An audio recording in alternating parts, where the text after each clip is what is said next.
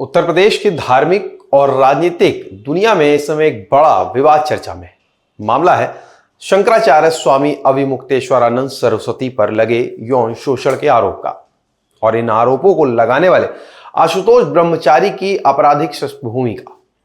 अखिलेश ने क्यों कहा कि मुझसे गलती हुई, वो भी जानेंगे। आइए पूरे मामले को आसान भाषा में समझते हैं। पहले अखिलेश यादव को सुनते हैं। हालांकि आदरणीय, पूजनीय, सम्मानित आदरणीय राम भद्राचार्य जी के बारे में बोलना नहीं चाहिए कुछ भी, लेकिन अगर उनका चेला है ये, अगर उनका ये चेला है तो मुझसे गलती हुई है। हमने कभी आदरणीय पूजनीय राम भद्राचार्य जी पर 420 का मुकदमा था, वो वापस लिया था। मुझे उन्हें जेल भेज देना चाहिए था। आशुतोष ब्रह्मचारी ने प्रयागराज में शंकराचार्य और उनके एक सहयोगी के खिलाफ यौन शोषण का मुकदमा दर्ज कराया। एफआईआर दर्ज होते ही मामला सुर्खियों में आया, लेकिन इसके बाद शंकराचार्य की तरफ से बड़ा पलटवार हुआ है। उन्होंने क्या कहा वो भी सुन लेते हैं। और तीसरी बात यह है कि ये कह करके भ्रम फैलाया जा रहा है कि सीडी है। वो सीडी किस चीज़ की है, वो उसको क्यों नहीं सार्वजनिक किया जाता है।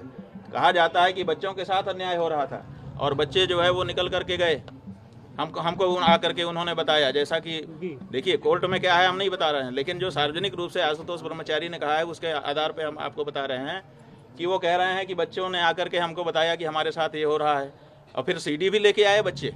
इसका मतलब बच्चे सीडी बना रहे थे। कौन बना रहा था सीडी?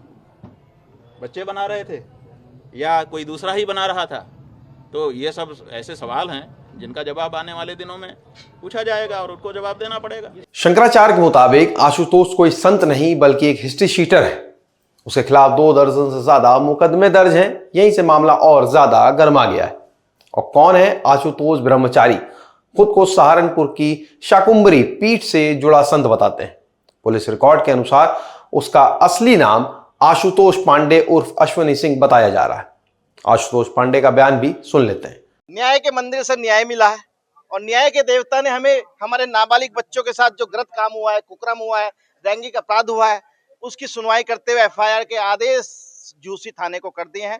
अब हमें न्याय मिलेगा और हमें पूरा उम्मीद हो गई है कि अब वह दिन दूर नहीं जब ऐसे कुकर्मी, सनातन के नाम पर चोला ओढ़ने वाले ढोंगी लोग जो फर्जी शंकराचार्य अपने आप को लिखते हैं, मैं आज खुली चेतावनी देना चाहता हूँ। अखिलेश जी, आप बहुत चिल्ला रहे थे, चलिए मेरे साथ विद्या मठ पैदल यात्रा हम लोग आज से कर रहे हैं और पंचम तर पे डिप्टी सीएम साहब आपको भी कह रहा हूँ, मेरे साथ चलिए। वहां पर जो स्विमिंग पूल दिखाऊंगा, वह कमरा दिखाऊंगा जिसमें ये ऐसे करते हैं, वहाँ सखियां रखते हैं, वहाँ बच्चों का कुकर्म करते हैं। सारे एविडेंस वहाँ पे हमारे बच्चों ने छुपा के रख रखे हैं, उसको विवेचना पुलिस के द्वारा निकाल के लाएंगे। दूसरी थाना में दर्ज हुआ है, क्या आदेश हुआ है। कितनी बड़ी जीत मानते हैं? ये न्याय की हम लोग सनातन की जीत मान रहे हैं। सनातन के जो इन लोग गुमराह कर रहे थे, प्रथम जीत हमारी यहाँ न्यायालय से हुई है और हम इसको लिए माननीय न्यायालय का आभार व्यक्त करते हैं। तो यात्रा भी निकालते हैं? आज से हम सनातन यात्रा निकाल रहे हैं यहाँ से विद्या मठ, इनका बनारस आश्रम जहाँ पर रंगरैया उठाते हैं, जहाँ पर बच्चों का यौन शोषण करते हैं, वहां पर सारे कमरे हम पंचम तर पे दिखाएंगे। वो कमरा कैसे, जो एक संत वो कुटिया में रहता है,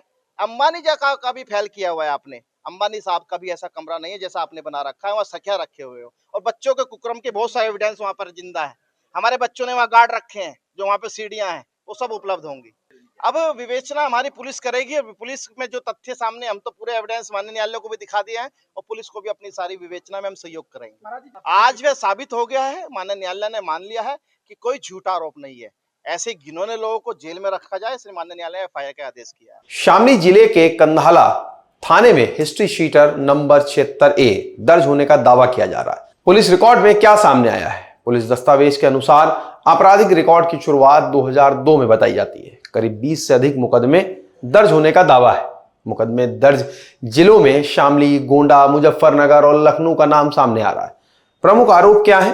गोवध और तस्करी से जुड़े मामले। गोंडा में एक कथित गो तस्कर के साथ मिलकर रिश्वत देने की कोशिश, बलात्कार के आरोप, धारा 376, एक विधवा महिला के साथ गैंगरेप का आरोप, एक दलित महिला से दुष्कर्म का मामला दर्ज होने का दावा, जमीन कब्जा और ठगी के आरोप, जमीन से जुड़े विवाद और धोखाधड़ी के केस। यह मामला सिर्फ एक कानूनी ही बल्कि धार्मिक और राजनीतिक रूप में भी संवेदनशील है। एक तरफ देश के बड़े धार्मिक पद पर बैठे शंकराचार्य हैं, तो दूसरी तरफ आरोप लगाने वाले व्यक्ति की खुद की आपराधिक पृष्ठभूमि पर सवाल उठ रहे हैं। अब सवाल यह उठता है, क्या आरोप सच है या फिर किसी बड़ी साजिश का हिस्सा? इसका जवाब अदालत या जांच एजेंसियां ही तय करेंगी। मामला दर्ज हो चुका है, दोनों पक्षों की तरफ से आरोप प्रत्यारोप जारी है। पुलिस रिकॉर्ड की जांच और कानूनी प्रक्रिया आगे बढ़ रही है। अभी तक किसी भी पक्ष को अदालत ने दोषी करार नहीं दिया है, इसलिए अंतिम फैसला न्यायालय के हाथ में है। आपको क्या लगता है, यह विवाद किस लिए उठाया जा रहा है? हमें कमेंट सेक्शन बॉक्स में जरूर बताएं। वीडियो को लाइक करें, शेयर करें, चैनल को सब्सक्राइब नहीं किया हो तो आज ही करें। मिलेंगे एक नए वीडियो के साथ। नमस्कार।